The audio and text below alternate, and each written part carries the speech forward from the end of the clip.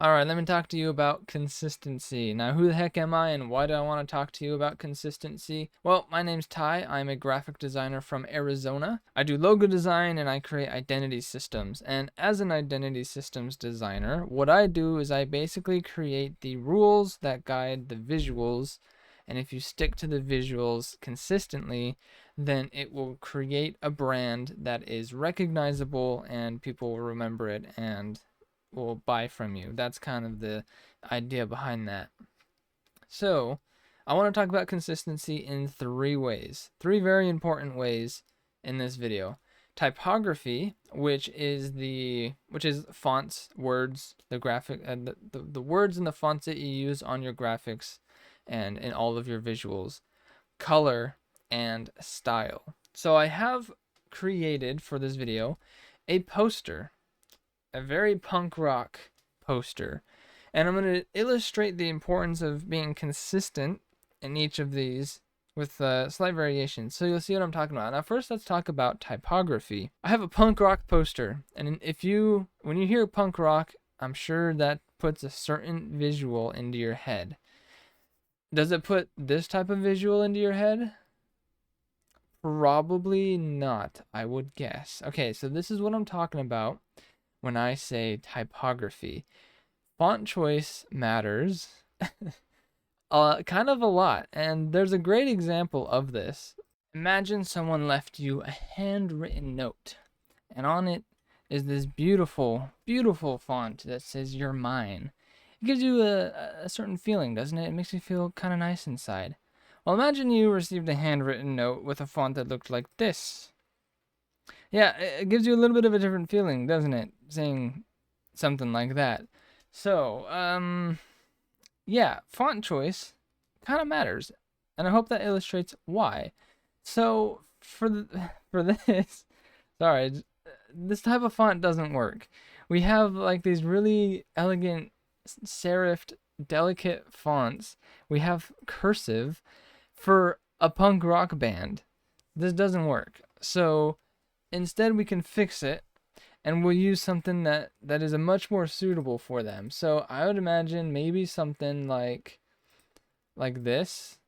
This is like a graffiti style, and same with this one. This is a also kind of graffiti. Those spray painted stencil, I think is what it's called, stenciled letters. Totally, it works a lot better for this. So typography matters. Pick fonts and typefaces that actually suit your brand and the message that you're trying to share and the values that you want to communicate. Because I don't think a punk rock band really cares much about conformity and being fancy. So that is typography. Color. Color is also very important. If we fix our typefaces here and we have better fonts, but we don't have the correct color, well, that can also make an impact. So this is a green, and it kind of depends on what you're going for. It all depends on your brand. So for me, when I look at this and I see all of this green, I imagine that this is probably some techno nerd punk rock group. So people who like the Matrix, people who are into coding and computers, I imagine they're probably going to be playing some type of bit crushed music or something like that. And so your color gives off a certain feeling, and so make sure you pick the right color that communicates the feelings that you want. Now, that kind of sounds mushy gushy, and in a certain sense, it is. I don't like getting caught up in the whole color psychology of like red is the color of love and green is the color of nature and white is for freedom or whatever, like all that stuff. I don't really like getting caught up in that. But it is also kind of a fact that the colors you choose impact the feeling that you're trying to give.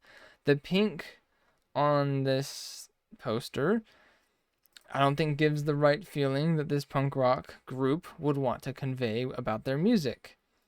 Instead, same with green. Green might work.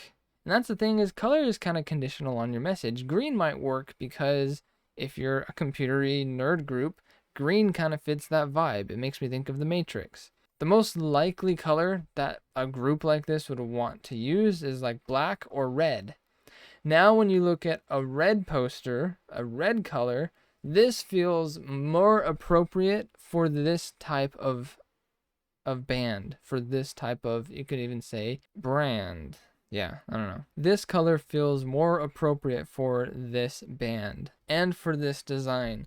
So a combination of all these elements, the typography, the color, and the style, which we'll get into style here, it brings everything together into a cohesive design that actually expresses and shares the message that is intended to be shared here. Now, the final element of consistency that I want to talk about today is style. So if this band puts out another poster and it looked, let's just undo what we did here, and it looked like this, and they had completely different fonts, completely different colors, same band, but they put both of these posters out.